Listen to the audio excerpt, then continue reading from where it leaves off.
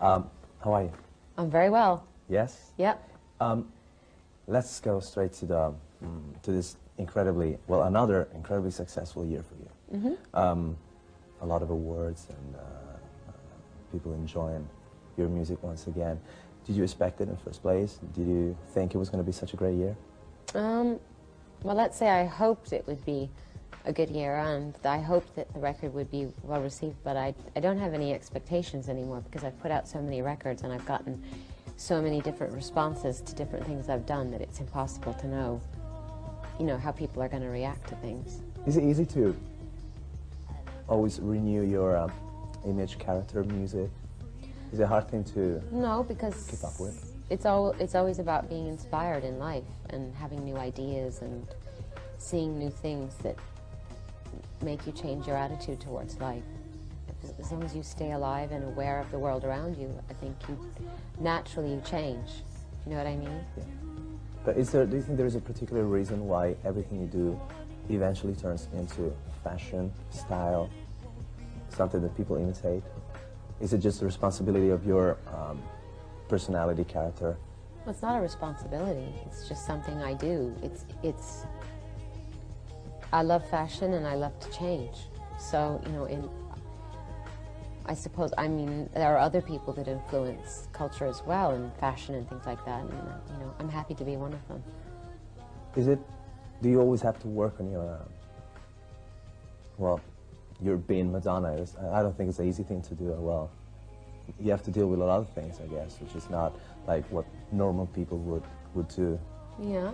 Is it a very hard thing to do or not? Is it hard to be me? Well, I don't know. We can put it this way. Well, listen, I'm very blessed. I'm very lucky. A lot of great things have happened to me in my life, in my career, but it came with a lot of hard work. So, like I said before, sometimes you have to do things you don't want to do, but ultimately I do love what I do.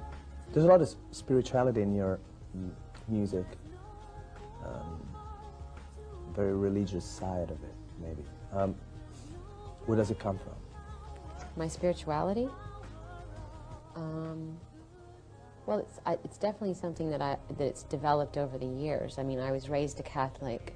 I've always been very interested in religious, but at the same time very rebellious against it, and very against organized religion and dogma, but still feeling like I was searching for my own personal spirituality. And over the years, through various studies and things that I've been interested in, I've come to realize that, spirituality is a very important thing. But I think you have to go through a period where you reject your past and you reject the way you were raised and you reject the dogma that was pushed on you, and then you find your own way. And that's been a very important part of my life, especially the last couple of years, and it's also been a source of inspiration for me in terms of my work. What is the thing you hate the most? The thing I hate the most? I don't hate anything, really. Nothing. What is the thing you hate love the is most? It's really a waste of time, hate. What do I love the most? My daughter. Yeah? Yeah. What's that a big change in your life? How did it have a big impact, big influence? Well, when you have a child, you don't think of yourself first anymore. So that's the biggest change. When you get up in the morning, the first thing you think of is someone else, not yourself.